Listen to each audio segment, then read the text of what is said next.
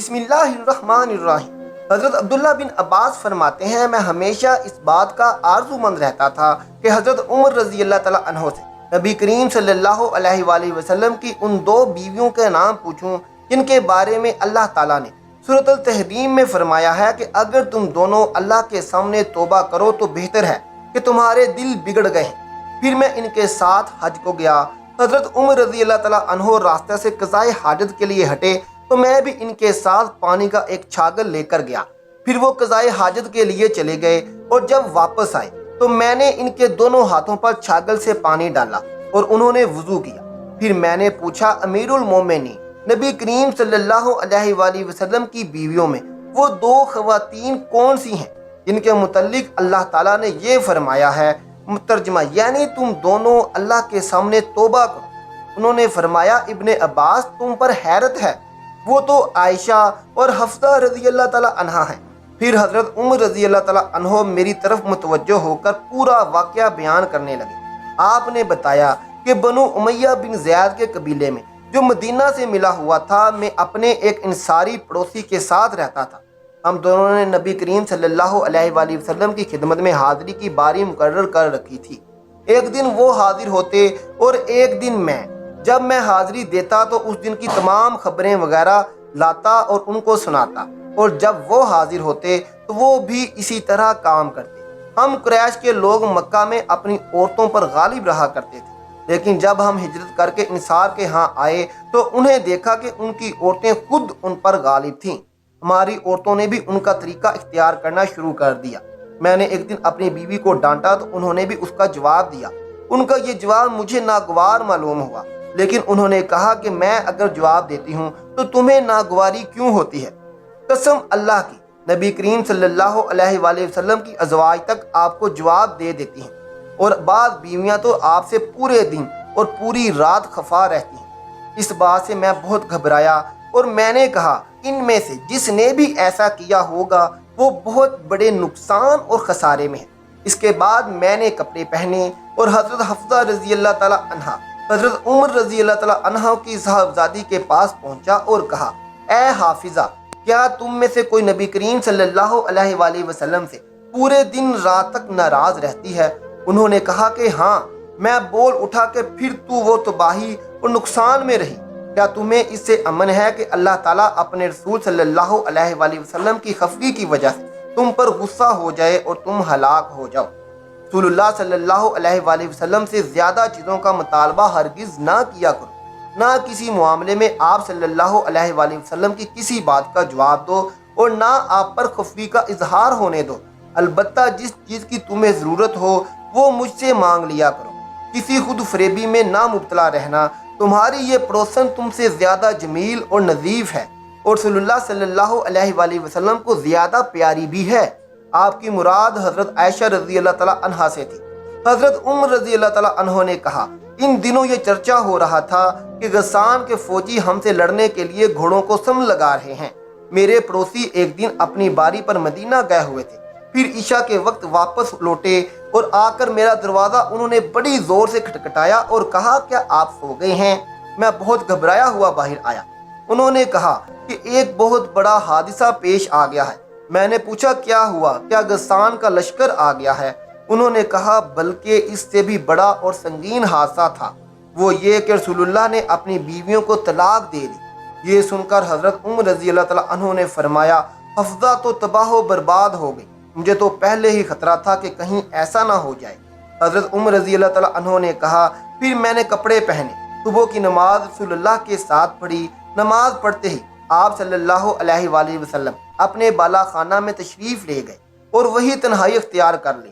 میں حفصہ کے ہاں گیا، دیکھا تو وہ رو رہی تھی۔ میں نے کہا، رو کیوں رہی ہو؟ کیا پہلے ہی میں نے تمہیں نہیں کہا تھا کہ رسول اللہ صلی اللہ علیہ وآلہ وسلم نے سب کو طلاق دے دی ہے؟ انہوں نے کہا کہ مجھے کچھ معلوم نہیں۔ آپ صلی اللہ علیہ وآلہ وسلم بالا خانہ میں تشریف رکھتے ہیں۔ پھر میں باہر نکلا اور ممبر کے پاس آیا۔ وہاں کچھ لوگ موجود تھے اور بعض رو بھی رہے تھے۔ تھوڑی دیر تو میں ان کے ساتھ بیٹھا رہا، لیکن مجھ پر رنج کا غلبہ ہوا اور میں بالا خانہ کے پاس پہنچا جس میں آپ صلی اللہ علیہ وآلہ وسلم تشریف رکھتے تھے۔ میں نے آپ صلی اللہ علیہ وآلہ وسلم کے ایک سیاہ غلام سے کہا، کہ نبی کریم صلی اللہ علیہ وآلہ وسلم سے کہو کہ عمر اجازت چاہتا ہے۔ وہ غلام اندر گیا اور آپ صلی اللہ علیہ وآلہ وسلم سے گفتگو کر کے واپس آیا اور کہا کہ میں نے آپ کی بات پہنچا دی تھی، لیکن آپ صلی اللہ علیہ وآلہ وسلم خاموش ہو گئے۔ چنانچہ میں واپس آ کر انہی لوگوں کے ساتھ بیٹھ گیا جو ممبر کے پاس موجود تھے۔ پھر مجھ پر رنج غالب آیا اور میں دوبارہ آیا، لیکن اس دفعہ بھی وہی ہوا۔ پھر آ کر انہی لوگوں میں بیٹھ گیا جو ممبر کے پاس تھے، لیکن اس مرتبہ پھر مجھ سے رہا نہیں گیا اور میں نے غلام سے کہا کہ عمر کے لیے اجازت چاہو، لیکن بات یوں کی توں رہی۔ جب میں واپس ہو رہا تھا کہ غلام نے مجھ کو پکارا اور کہا کہ رسول اللہ صلی اللہ علیہ وآلہ وسلم نے آپ کو اجازت دے دی ہے۔ میں آپ صلی اللہ علیہ وآلہ وسلم کی خدمت میں حاضر ہوا تو آپ صلی اللہ علیہ وآلہ وسلم کھجور کی چٹائی پر لیٹے ہوئے تھے، جس پر کوئی بستر بھی نہیں تھا، اس لیے چٹائی کے ابھرے ہوئے حصوں کا نشان آپ صلی اللہ علیہ وآلہ وسلم کے پہلو میں پڑ گیا تھا۔ آپ صلی اللہ علیہ وآلہ وسلم اس وقت تک ایسی تکیے پر ٹیک لگائے ہوئے تھے جس کے اندر کھجور کی چھال بھری ہوئی تھی۔ میں نے آپ صلی اللہ علیہ وآلہ وسلم کو سلام کیا اور کھڑے ہی کھڑے عرض کیا، کیا آپ نے اپنی بیویوں کو طلاق دے دی ہے؟ آپ صلی اللہ علیہ وآلہ وسلم نے نگاہ میری طرف کر کے فرمایا کہ نہیں۔ میں نے آپ کے غم کو ہلکا کرنے کی کوشش کی اور کہنے لگا، اب بھی میں کھڑا ہی رہا تھا، یا رسول اللہ صلی اللہ علیہ وآلہ وسلم، آپ جانتے ہیں کہ ہم قریش کے لوگ اپنی بیویوں پر غالب رہتے تھے، لیکن جب ہم ایک ایسی قوم میں آ گئے جن کی عورتیں ان پر غالب تھیں۔ پھر حضرت عمر رضی اللہ تعالیٰ عنہ نے تفصیلی ذکر کی۔ اس بات پر رسول اللہ صلی اللہ علیہ وآلہ وسلم مسکرا دیے۔ پھر میں نے کہا کہ میں حفصہ کے ہاں بھی گیا تھا اور اسے کہہ آیا تھا کہ کہیں کسی خود فریبی میں مبتلا نہ رہنا، یہ تمہاری پڑوسن تم سے زیادہ خوبصورت اور پاک ہے اور رسول اللہ صلی اللہ علیہ وآلہ وسلم کو زیادہ محبوب بھی ہیں۔ آپ عائشہ رضی اللہ تعالیٰ عنہ کی طرف اشارہ کر رہے تھے۔ اس بات پر آپ صلی اللہ علیہ وآلہ وسلم دوبارہ مسکرا دیے۔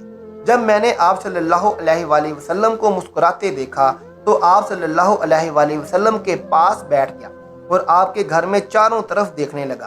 باخدا 3 کھالوں کے اور کوئی چیز نظر نہ آئی۔ میں نے کہا، یا رسول اللہ، آپ سے دعا فرمائیے کہ وہ آپ کی امت کو کشادگی عطا فرمائے۔ فارس اور روم کے لوگ تو پوری فراخی کے ساتھ ہیں، دنیا انہیں خوب ملی ہوئی ہے، حالانکہ وہ اللہ تعالیٰ کی عبادت بھی نہیں کرتے۔ آپ صلی اللہ علیہ وآلہ وسلم ٹیک لگائے ہوئے تھے۔ آپ صلی اللہ علیہ وآلہ وسلم نے فرمایا، اے خطاب کے بیٹے، کیا تمہیں ابھی بھی کچھ شبہ ہے؟ تو دنیا کی دولت کو اچھا سمجھتا ہے۔ یہ تو ایسے لوگ ہیں کہ ان کی اچھے اعمال جو وہ معاملات کی حد تک کرتے ہیں، ان کی جزا اسے دنیا میں ان کو دے دی گئی ہے۔ یہ سن کر میں بول اٹھا، یا رسول اللہ صلی اللہ علیہ وآلہ وسلم، میرے لیے اللہ سے مغفرت کی دعا کیجیے۔ تو نبی کریم صلی اللہ علیہ وآلہ وسلم نے اپنی ازواج سے اس بات پر علیحدگی اختیار کر لی تھی کہ حضرت عائشہ رضی اللہ تعالیٰ عنہ نے حضرت حفصہ رضی اللہ تعالیٰ عنہ سے پوشیدہ بات کہہ دی تھی۔ نبی کریم صلی اللہ علیہ وآلہ وسلم نے اس تنہائی کی خفگی کی وجہ سے جو آپ صلی اللہ علیہ وآلہ وسلم کو ہوئی تھی فرمایا تھا کہ میں اب ان کے پاس 1 مہینے تک نہیں جاؤں گا، اور یہی موقع ہے۔ اس پر اللہ تعالیٰ نے آپ صلی اللہ علیہ وآلہ وسلم کو متنبہ کیا تھا۔